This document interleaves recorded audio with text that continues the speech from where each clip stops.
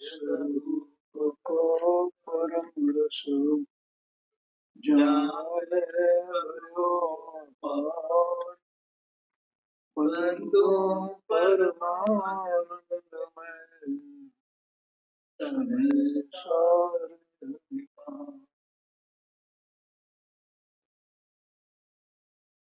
समेसर नाटक में मोक्ष द्वार है और इसमें कल अपन ने 42 नंबर का छंद 235 पेज पर इस अध्याय में दिया था।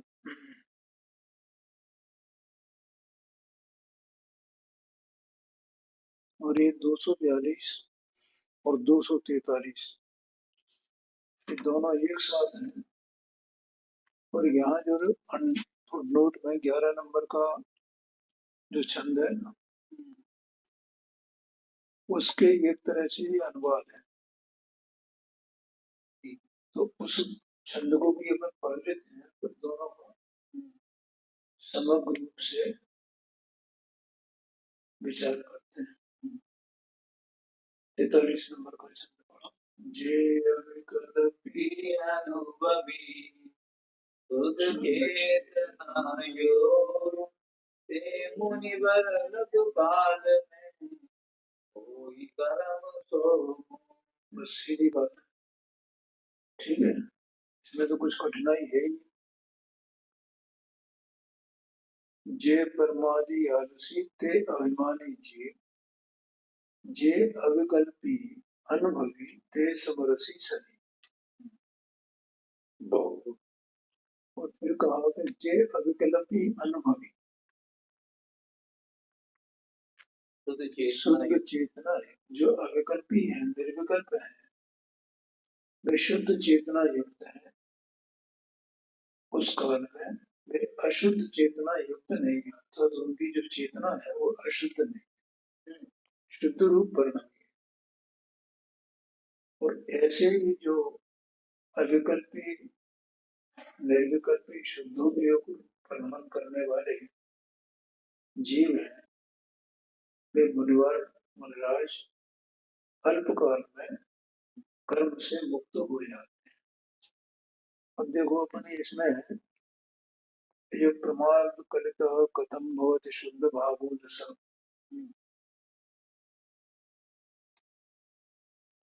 उसका जो अर्थ है मैं उस अर्थ को पढ़ के बताता हूँ। मैंने यहाँ नोट कर लिया है समय साल से, और इसके ये जो दोनों छंद दिए हैं ना इससे अपन मिला करके बात करें। देखो आत्मा स्वतंत्र चेतन सत्ता स्वरूप वस्तु है, ठीक है, ठीक है, देह मन वाणी तो कुछ है नहीं। ये दोनों आत्मा और शरीर ये दोनों बिल्कुल एक दूसरे से भिन्न निज निज सत्ता स्वरूप है, बिल्कुल। इसलिए इनके अपने अपने द्रव्यगुण पर्याय कहीं आपस में मिलते नहीं है। रेल की दो पटरियों बिल्कुल एक पक्की बात, ठीक है। अब विकल्प निर्विकल्प अभिमानी निरभिमानी ये किसके बारे में कहा जाए? ज्ञानी अज्ञानी जीव के बारे में। ये तो जीव के बारे में, देह के बारे में नहीं है। देह की क्रिया से कोई संबंध नहीं। देह की क्रिया कैसी भी हो उससे जीव न ज्ञानी कहा जाता है न अज्ञानी कहा जाता है, न कसाई कहा जाता है न निकसाई कहा जाता है।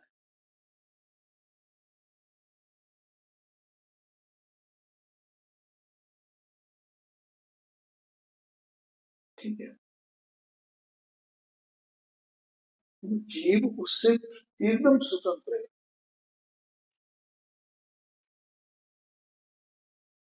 तो अब यहाँ कहते हैं देखो मुझे जो कलश है उसका कसाय के भार से भारी होना ये प्रमाद की बात आई थी, जे प्रमादी आलसी आया है। तो उसके संबंध में लिखा है, कसाय के भार से भारी होना सो प्रमाद है। प्रमाद किसको कहते हैं? कसाय के भार से भारी होना। बस जीव जो वस्तु चेतना स्वरूप, ठीक है, ऐसी है, उसकी परिणति में अगर कसाय उत्पन्न होती है तो वो कसाय के भार से भारी हो गई है उसकी वो परिणति उसी द्रव्य के साथ में अभेद है। उस काल में वो परिणति, वो द्रव्य उस परिणति रूप है और वो कसाय के भार से भारी है, इसलिए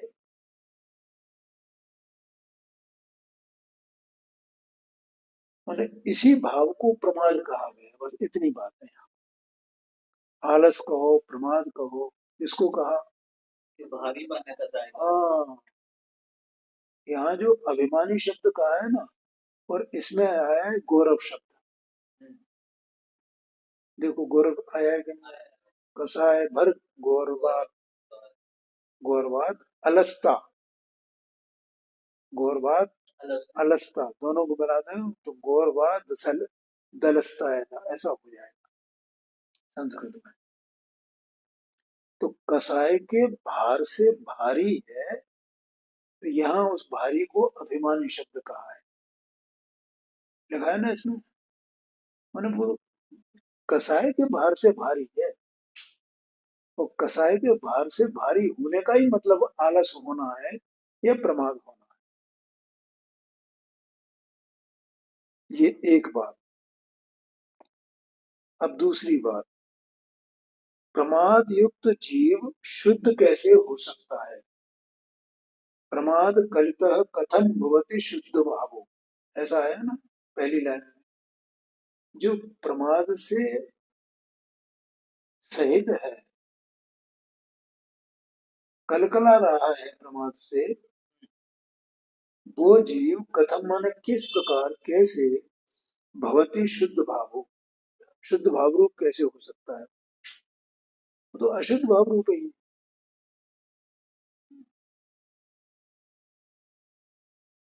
अब जो आगे की दो लाइनें उसका अर्थ करते हैं। अतः स्वरस निर्भरे नियमितः स्वभावे भवन, अतः निज रस से परिपूर्ण स्वभाव में निश्चल होने वाला, निज रस के स्वभाव से निश्चल होने, हाँ, निज रस से परिपूर्ण स्वभाव से, जो अपने स्वभाव से भरा हुआ है, जो परिणति अपने स्वभाव से भरी हुई है। अब दो तरह के जीव होगा ना, एक तो कसाय से भरा हुआ हो, और एक निज रस से भरा हुआ हो, स्वरस निर्भर, ऐसा है। वो निश्चल होने से, कि वो निज रस से ही भरा हुआ है ना, इसलिए निश्चल है। ऐसा जो मुनि है वो परम शुद्धता को प्राप्त होता है, ठीक है। मुने परम शुद्धताम ब्रजति, ब्रजति माने प्राप्त होता है, प्राप्त करता है, वो परम शुद्धता को प्राप्त करता है। कौन सा मुनि? जो निज स्वभाव से भरा हुआ है। मुच्यते वाचिरात, अचिरात माने शीघ्र ही, तुरंत। मुच्यते माने मुक्त होता है, शीघ्र ही संसार से छूट जाता है, बंधन से छूट जाता है, ऐसा आशय है। और वही बात इसमें कही है दोनों छंदों में, ठीक है। तो यहाँ उसी आशय को लेना अपन, ठीक, क्योंकि ये मोक्ष अधिकार है ना, तो मोक्ष किसको होगा? हाँ जी, जो कसाय के भार से भारी है उसे मोक्ष नहीं होगा, ऐसा आशय है।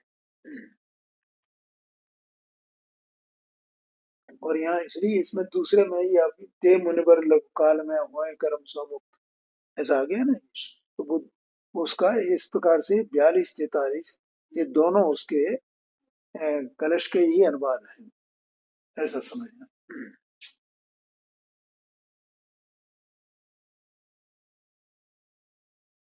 अब यहाँ ये कहते हैं कि ज्ञान में सब जीव एक से भासते हैं। देखो, अब यहाँ बीच में ये पंडित जी साहब ने अपनी तरफ से बातें कुछ कही है, और हो सकता है इसके संबंध में कुछ वहां कलश टीका में आया हो, क्योंकि कलश टीका में जो कुछ कहा गया उसके अनुसार इन्होंने अनुवाद किया है। तो ज्ञान में सब जीव एक से भासते हैं। अब इसको नास्ति से कहें तो कसाय दशा में, मिथ्यात्व की दशा में सब जीव एक से नहीं भासते हैं, यही आशा हो गया ना। मिथ्या, हाँ, नहीं ये बात नहीं है। जैसे जो ज्ञानी जीव है तो सब जीवों के एक रूप देखेगा ना, अपने समान ही देखेगा ना। तो आपकी दृष्टि, हाँ, ये आशय है। और जो मिथ्या दृष्टि है तो सबको एक समान देखता है क्या? तो पर्याय के साथ एक, ऐसा समझ, ठीक है। तो ज्ञान में सब जीव एक से भासते हैं, सब जीव ऐसा है ना, और अज्ञान में सब जीव एक जैसे नहीं भासते। तो इस छंद में अज्ञान की बात भी करेंगे और ज्ञान की बात भी करेंगे, ऐसा कहते हैं। अब अपन इस कवित्व को पढ़ते हैं। जैसे पुरुष लखे पर्वत चढ़े, भूचर पुरुष ताहि लघु लगे, भूचर पुरुष लखे ताको लघु, उतर गिले दुको ब्रह्म लगे। ऐसे अभिमानी उन्नत लग, और जीव को लघुपद लगे। अभिमानी को कहे तुच्छ सब, ज्ञान जागे समदारस जागे। क्या कर, जैसे पुरुष लखे पर्वत चढ़े, भूचर पुरुष ताहे लघु लगते। अपन किले पर खड़े होते हैं तो नीचे वालों को देखते हैं तो कैसे दिखाई देते हैं? अपने समान दिखाई देते हैं, बराबर के छोटे दिखाई देते, ठीक है। और जो नीचे खड़े हुए हैं उन्हें वे छोटे दिखाई देते हैं। है ना। भूचर पुरुष माने, भूचर माने जो जमीन पर खड़े हैं, लखे ता कौन लघु, किसको? वो जो ऊपर चढ़ा हुआ है वो उसे छोटा देखते हैं। उतर मिले तो वो ब्रह्म, ठीक है। अब वे आ जाए एक साथ, वो नीचे आ जाए तो वो एक जैसे दिखेंगे। कैसे? अभिमानी उन्नत लग, ऐसे जो अभिमानी, इसका मतलब अज्ञानी समझना, बस अभिमानी करते हैं ये कर, कसाय के भार से भारित है ना, मिथ्यात्व से भारित है, ऐसा अज्ञान है। तैसे अभिमानी उन्नत लग, वो क्या करता है कि वो अपने आप को बड़ा समझता है, और जीव को लघुपद दग्ध है, वो उन्हें छोटा समझता है दूसरों को, जो अभिमानी होता है, कसाय में होता है, दूसरों को छोटा समझता है। अभिमानी को कहें तुच्छ सब। अब जो अभिमानी है उसे सब, अरे इसे बड़ा अभिमान है, इसे बड़ा अभिमान, ऐसा बोलते हैं नहीं। अभिमानी सबको छोटा देखता है और सब उस अभिमानी को छोटा देखते हैं।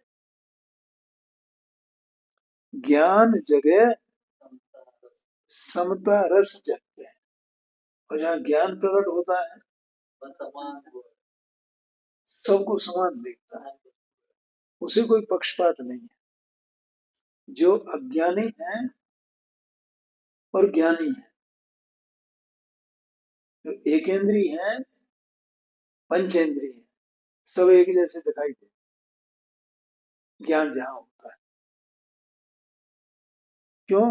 ज्ञान जगह समता रस जग के, ज्ञान ही समता है। ज्ञान में कोई पक्षपात नहीं होता है, कोई भेदभाव नहीं होता है। क्यों? ज्ञान तो जैसा वस्तु का स्वरूप है वैसे ही जाने। एक बात, दूसरी बात, वो भेद विज्ञान करके जानता है। राग न्यारा, ज्ञान न्यारा, आत्मा न्यारा, राग न्यारा। अब कोई दूसरा जीव अज्ञानी है और वो मिथ्यात्व सहित है, तो अभी वो जानता है ना कि ये मिथ्यात्व से, अज्ञान से ग्रसित है। ठीक है, लेकिन अज्ञान इसका स्वरूप नहीं है, ऐसा जानता है। ये तो कर्मोदय जन्य भाव है, जाने वाला। हाँ जी, ये आत्मा का स्वभाव नहीं है, ऐसा जानता है। ठीक है, और जो ज्ञानी हुए तो ज्ञानी हुए तो ठीक है भाई, इसका ये राग भाव निकल गया है, मिथ्या तो इसका निकल गया है। लेकिन स्वभाव से तो ज्ञानी और अज्ञानी सब एक जैसे हैं ना, ऐसा देखता है। इसलिए उसको कहा कि ये समता भाव है। तो ज्ञान जगह समता रस जग है। जब ज्ञान प्रकट होता है तो समता रस प्रकट हो जाता है। अर्थ है, जैसे पहाड़ पर चढ़े हुए मनुष्य को नीचे का मनुष्य छोटा दिखता है और नीचे के मनुष्य को ऊपर पहाड़ पर चढ़ा हुआ मनुष्य छोटा दिखता है। परंतु जब वह नीचे आता है तब दोनों का भ्रम हट जाता है, विषमता मिट जाती है। उसी प्रकार ऊंचा सिर रखने वाला अभिमानी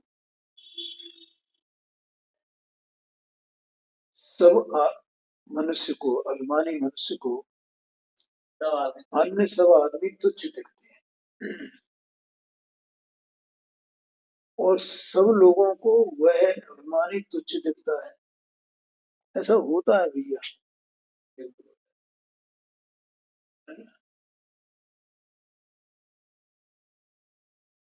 सब लोगों की परिणति ऐसी होती है, जो अपने को छोटा समझते हैं। और वे भी ऐसा है, मतलब छोटा क्या, भले ही छोटा नहीं समझे, लेकिन जो थोड़ा सा अभिमानी होता है ना, तो वे छोटे लोग भी उसे जानते हैं अभिमानी। अभिमानी माने तुच्छ है। के बाहर से, हाँ, माने जो छोटे लोग हैं ना, वो इस प्रकार से जानते हैं और सबको वह अभिमानी तुच्छ दिखता है। परंतु जब ज्ञान का उदय होता है तब मान कसाय गल जाने से समता प्रकट होती है। जब ज्ञान प्रकट होता है ना, तो ज्ञान होने पर मतलब जो रागादि भाव है वे न्यारे और ज्ञान न्यारा, ऐसा हो जाता है। तो रागादिक में एकत्व बुद्धि नहीं रहती। कसाय के भार से भारित होने का मतलब ये है, तो कसाय में एकत्व बुद्धि होना है समय सार के हिसाब से। उसी को मैं अपने से बेचता है। हाँ जी, हाँ जी, ये बात है। ज्ञान में कोई छोटा बड़ा नहीं दिखता, सब जीव एक से भासते हैं। क्यों? ज्ञान तो यथार्थ को जानने वाला है ना। ज्ञान किसको कहते हैं? अज्ञान और, सुबह तुम नहीं थे, अज्ञान और ज्ञान में क्या अज्ञान माने पर को पढ़ रही है। हाँ, और वो यथार्थ को नहीं जानता, जैसा वस्तु का स्वरूप उस यथार्थ वैसा नहीं जानता है। ज्ञान यथार्थ को जानता है, ये बात है। और यथार्थ को जानता है, इसलिए उसे जो जो जैसा है वैसा का वैसा दिखाई देता है। हाँ जी, ठीक है। तो द्रव्य पर्यायात्मक सत्स्वरूप वस्तु एक है, पर्याय को भी जानता है, द्रव्य को भी जानता है, गुण को भी जानता है, भेद को भी जानता है, अभेद को भी जानता है, सबको जानता है। और उसे कोई तो ज्ञान में कभी पक्षपात होता ही नहीं, वो यथार्थ ज्ञान है। और पक्षपात नहीं होना ही समता भाव, ऐसा कहते हैं। गया क्या वो नरेश? चलो उसे जाना, वन इसको इतना ही रखते हैं, ठीक है, क्योंकि अब वो उसमें टाइम लग जाएगा सर। नरेश